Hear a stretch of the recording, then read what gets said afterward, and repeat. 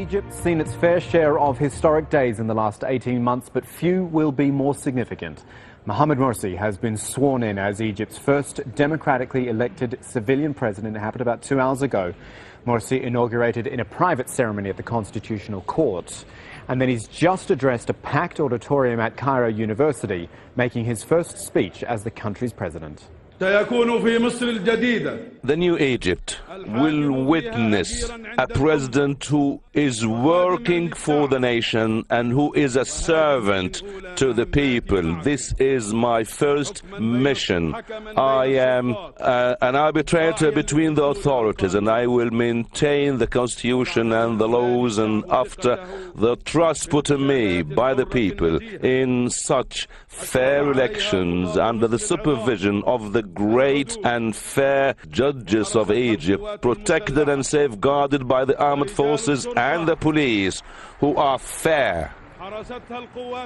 Yes, so a lot of praise there for the armed forces from Mohamed Morsi, remembering he does inherit a country still kind of in political limbo. It doesn't have a constitution, it doesn't have a lower house of parliament, and doesn't have really clarity about the role of the military. Morsi's ability to shape Egypt is already constrained as well by an army decree which limits his powers. The military has assumed parliament's legislative role. It can block out laws that are proposed by the president. But the president does retain some rights of veto. Although Morsi is yet to appoint a cabinet, when he does, it'll be restricted in what legislation it can pass. And perhaps crucially, he will have no control over the military, SCAF as it's known, the Supreme Council of the Armed Forces. Not the president will determine its role and budget. Let's talk more about all of this on a historic day, as we say, with Sherine Tadros, who's live outside Cairo University where that speech happened. And still the crowds are there, soaking in what must be an amazing day there. Yeah, absolutely. Let me just catch you up and our viewers up with the end bit of Mohamed Morsi's speech that we didn't broadcast live to you. It was pretty interesting because for the first time we saw Mohamed Morsi talk or touch on matters of international and foreign affairs. He said that Egypt does not export its revolution. We don't expect to have people meddle in our affairs, so we are not going to be meddling in anyone else's affairs. But he did say that Egypt supports the Palestinian people, the Palestinian cause. He says that Egypt also supports the Syrian people and against the, quote, bloodshed that is happening in the country. He didn't mention President Assad by name, but he did talk about support for the Syrian people. He then went on a little bit more domestically to talk about what's important going forward, the priority being the economy. He talked about the need to encourage investment, the need to encourage tourism in the country, and he ended by saying that this is a time when we are not going to go backwards. Egypt will not go backwards. It's a time for Egypt to look forwards. Interesting. If we go back to the point I was making before, and we heard from Mohamed Morsi just before we came to you, Sherine, about the military. I mean, the military just looms large over everything in Egypt, and, you know, Field Marshal Tantawi was there in the front row, as Mohamed Morsi said, I respect you, and I guess that goes down well with the military.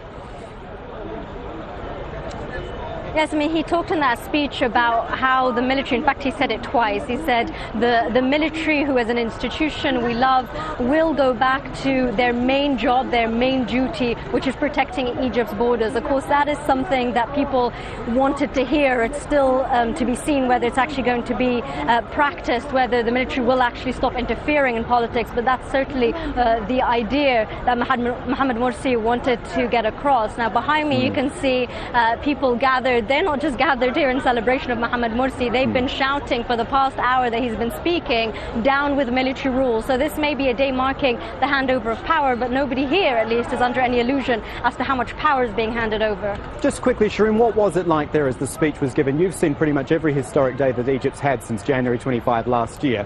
What was it like out there? I mean, the pictures that we saw inside, if I can use this phrase, the crowd was going wild inside for sure.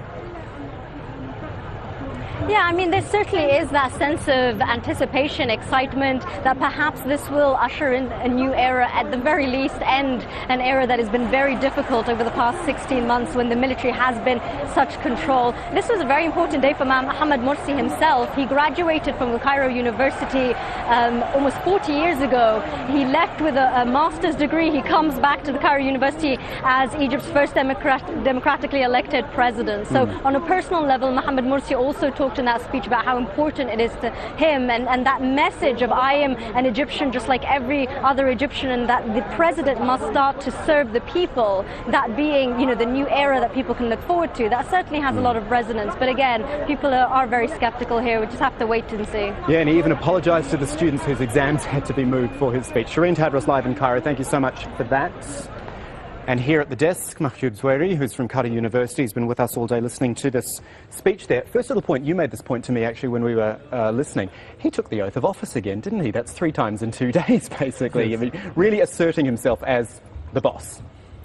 I think, as we know, that most of the invitees on Cairo University attendance today, most of them, they were actually the member of parliament. Both right. The both elected bodies.